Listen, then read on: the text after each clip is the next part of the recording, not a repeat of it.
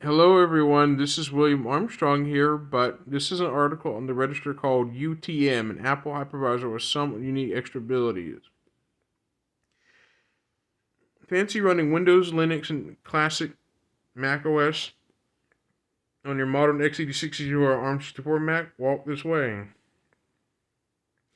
This article is written by Liam Proven, Friday, September 29th, 2023, at 1500 hours UTC. UTC is Universal Time Coordinate, if I'm correct, in 1500 hours refers to almost refers to the PM hours. 1500 hours is usually PM. Anything before 1500 hours or 1300 hours is AM. Karate Fest. UTM is a handy hypervisor for Macs and Apple Fonz Labs, but it's just more than just that. It has some very particular skills. We were quite taken with it. UTM is a desktop hypervisor for Apple Kit, notably for Macs with Mac OS 11 or later, but it also supports some iOS devices too. Sadly, the Register FOSDesk has none new or powerful enough to give this a try. It supports both x86 and 60 Shore and Apple Silicon based Macs, but it can do more than just other hypervisors. Judging from the Alan Turing quotation on its GitHub pages, we think that the name stands for Universal Turing Machine. Among other things, UTM can act as a front-end to Apple's built-in hypervisor, featured in macOS 10 or above, called simply Hypervisor. In its own right, the Apple Hypervisor offers some useful facilities. For instance, it enables Linux VMs to call Rosetta 2 for very fast x86 to 64 to ARM64 translation. However, UTM supports other forms of virtualization as well.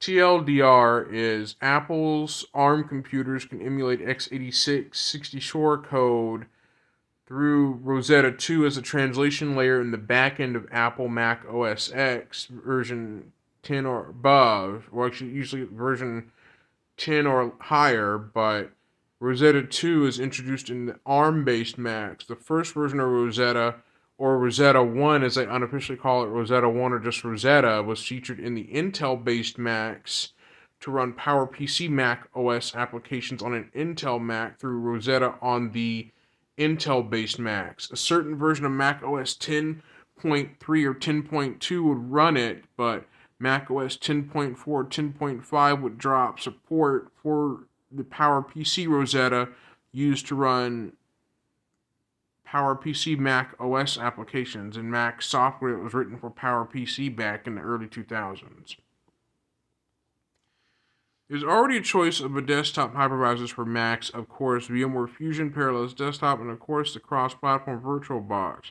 Most are available in the native versions for Apple Silicon Macs too, but as with any standard hypervisor, what they do is run a VM of the same CPU type as the underlying host machine. So, for instance, Parallels knowledge base carefully explains that it can only run Windows for ARM on Apple Silicon Macs. This is standard behavior for a hypervisor. They virtualize the underlying hardware so VMs can get the same type of CPU as the host. So if you run an x86-64 hypervisor on x86-64, it can only run x86-64 guests. And if you run an ARM hypervisor on ARM, it can only run ARM guests.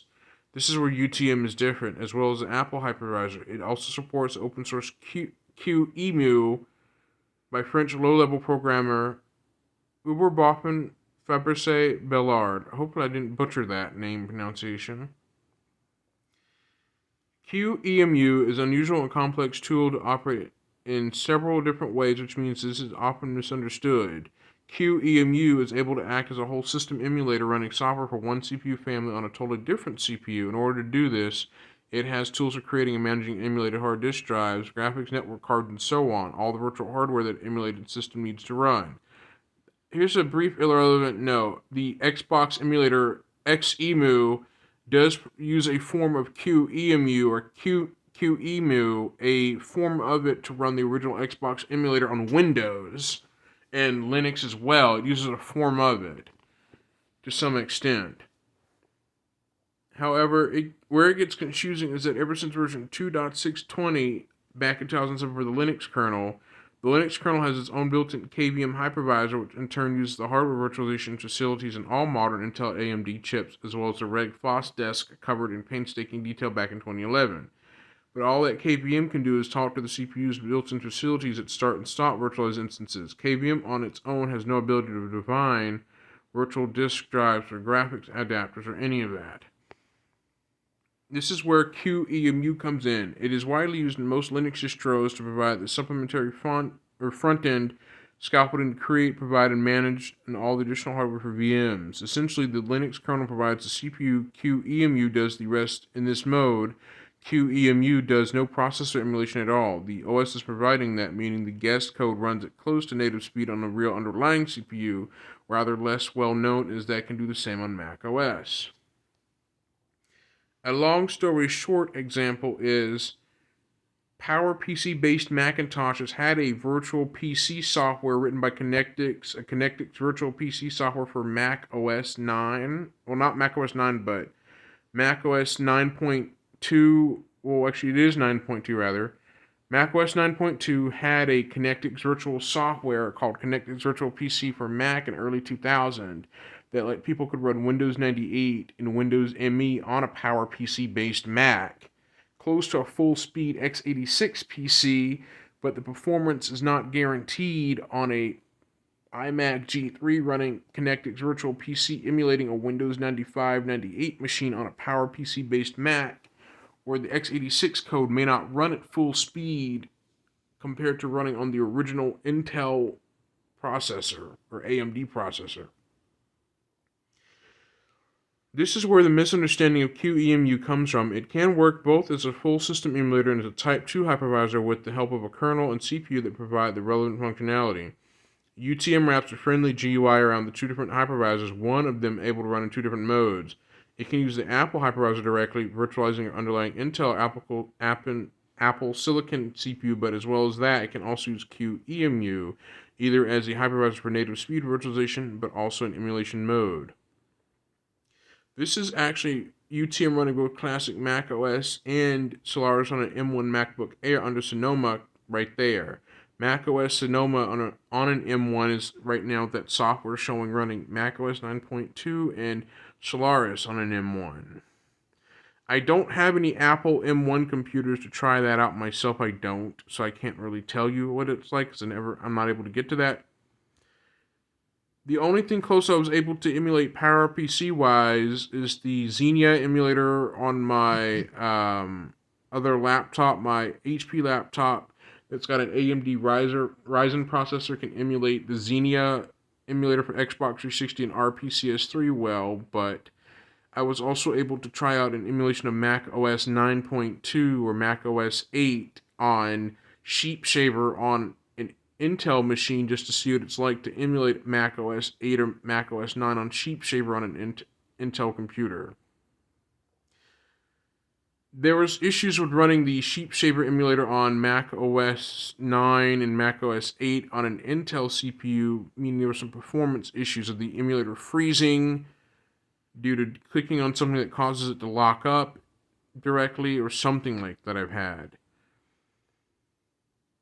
To test this, we downloaded a Mac OS 9.22 Universal ISO install file from Mac OS 9 Lives, chose a PowerPC VM, and a few minutes later we were deeply impressed to be running Classic under Mac OS Ventura. We also installed the ARM64 edition of Debian 12 on a Core i7 iMac. Yikes. A Core i7 iMac running Debian 12? Yeesh. If you don't want to configure your own VM, UTM offers a gallery of pre-built guest images, and in testing, we successfully run the PowerPC native Classic Mac OS 9.21 on both M1 and Core i7 Macs. We also got the Spark version of the Sun Solaris 9 running on both machines too. Emulation is nowhere near as fast as the true virtualization. The Spark VM was not exactly snappy. It was a bit sluggish, but it's usable. However, even at 8-year-old Core i7 is substantially faster than the fastest Macs able to natively boot Mac OS 9, and Mac OS 9 just requires 40 megabytes of RAM and ran well on a 233 MHz PowerPC G3 Max. It's not a demanding OS by 21st century standards. This isn't the same thing as classic mode in Mac OS X 10.0 though, to 10.4. There is little integration between the host and guest OS, and you must work out for yourself how to move files between them. Even so, we were impressed by how easy UTM makes it to go get this speed of emulation working. We also tested the Fedora 39 beta in UTM, and it ran more smoothly than under VirtualBox, doubtless because Fedora's native hypervisor, GNOME Box, is using the same underlying QEMU tooling. Running the entire x86 60 Shore OS on MacBook or M1 MacBook Air was less impressive. Rosetta 2 does app-by-app translation, and it can't help with full system emulation.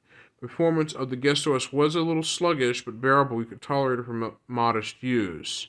It reminded us ultra strongly of using Acorn's PCM PDF software PC emulator on an original ARM desktop computer, the Acorn Archimedes, under the RISC OS in the late 1980s. While you'd always prefer to use the native software that's available, it was very impressive that an 8 MHz ARM2 had the raw horsepower to completely emulate an x86 PC at usable speed. It was impressive to an ARM computer that could emulate a sub 5 MHz XT class IBM compatible with 640 kilobytes of RAM 35 years ago, and it's just as impressive as it can emulate a 64-bit multi-core PC with 4 gigabytes of RAM today. UTM is a free download from GitHub, but if you get it from Apple's macOS App Store, it costs $9.99, about $10, which helps to fund the program's development. So that's about it. The TLDR of this is CPUs and computers can emulate code that is not native to the original CPU, such as the Dolphin emulator, RPCS3, and Xenia emulator for Xbox 360 can all run on an Intel or AMD CPU. It just has to emulate the native code from those consoles on it. Sheep Shaver, the Mac OS 9 emulator, can emulate Mac OS 9 and Mac OS 8 on an Intel or AMD computer, but it relies on a PowerPC CPU translator that translates the code to where it makes it look like it's running on the original Mac OS system, but it's using a PowerPC CPU emulator to emulate the PowerPC code for it to run on an Intel or AMD machine. Xbox 360, the console itself, is able to take the original Xbox code and emulate it to an extent, although albeit not being as perfect. Modern Vintage Gamer covers this in more detail, where he talks about the CPU does a bit of bits and byte swapping, which does reduce performance, but the software emulator for Xbox 360 is software-based, it's not hardware-based, so there are performance issues when an Xbox 360 attempts to run supported original Xbox games. There are some performance problems, such as crashing, audio-visual irregularities, and or the frames per second. The frames of some games may go 30 frames a second, or some might have it to where the game's frames per second when playing a supported original Xbox game on Xbox 360 dips below 30 frames a second to where it gets too low and makes the game unplayable, or certain things in-game may cause a crash. A brief example before I end this video is Red Dead Revolver, a game I brought on Xbox 360. I brought on my Xbox Series S and X on the Xbox Store. It's a backwards compatible game on 360 and Xbox One and on Series S and X. But the problem with Red Dead Revolver is the game crashes when you go to Bad Bessie, the boss in game. If you get close to her, the game will hard lock, bringing progress to a complete halt. Another example of a crash is called Mercenaries Playgrounds of Destruction on the original Xbox title game. It is supported on Xbox 360. That game crashes as well on Xbox 360 when attempts to start the China campaign. It immediately freezes there, bringing all player progress to a complete halt. That's all I have to say, but this is William Armstrong signing out, and I will see you next time. Bye-bye.